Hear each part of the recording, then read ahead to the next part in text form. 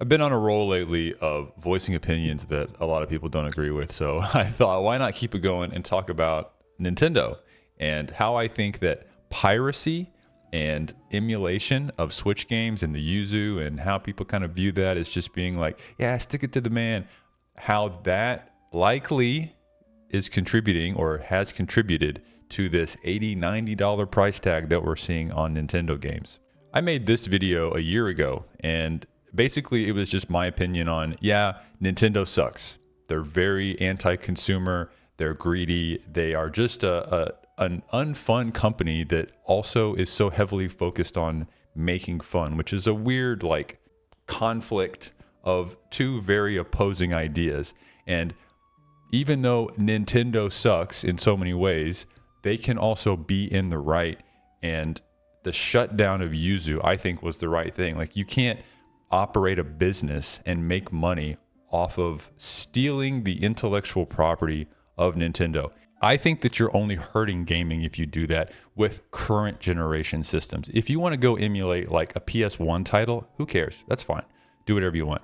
And if you like gaming, if you are stealing games, which that's what piracy is, guys. It's not this free thing. You are robbing Nintendo of opportunity. And if you really like gaming, if you really love games, you can't also participate in behavior that negatively impacts the industry and hurts the people that work on these games. You are as much at odds with two conflicting ideas of, I love games, but I'm also going to steal games and not support the developers and the people that work on these things.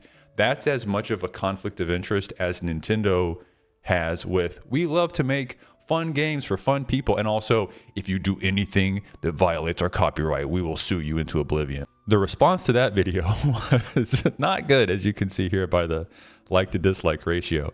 I basically just got called like a gay corporate shill like 500 times in that video, which made me laugh a lot. But I still stand by that opinion. I think that if you like something, you should support it. And if you disagree with what Nintendo is doing, or if you disagree with the way that a company is handling their business, you don't support them.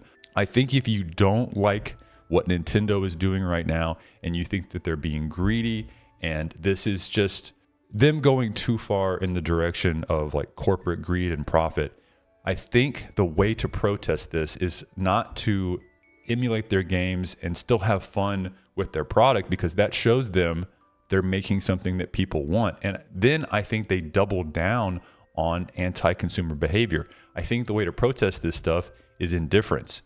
When you emulate these games, it's sending the message to a company like Nintendo that people like what we're making. And instead of changing the way that they want to deal with their customers and being more customer friendly, they have the motivation and the data to show our products are good.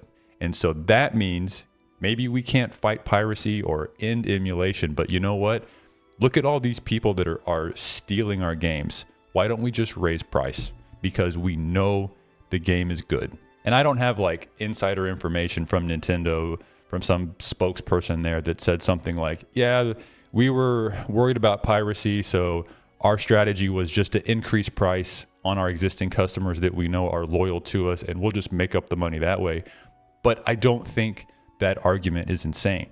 This does not mean that I think Nintendo is right for raising prices or I like Nintendo. I don't ever play their games. I'm so far disconnected from their ecosystem because I don't support what they do. I think that they're anti-consumer, and it doesn't make any sense for them not to release stuff on PC.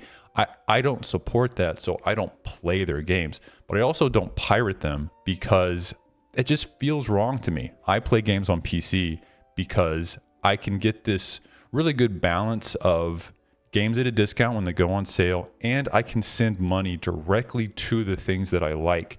And that's me, even though that's on like a small scale. If I'm getting a game at like a 75% or like 60% discount on Steam, in my head, I feel like I'm doing the right thing to support this hobby that I love by voting with my wallet.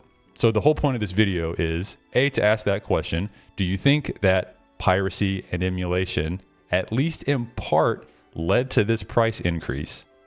And part 2 to this question is, if you think it did just a little bit and you currently emulate and pirate games, is that going to change your behavior in any way?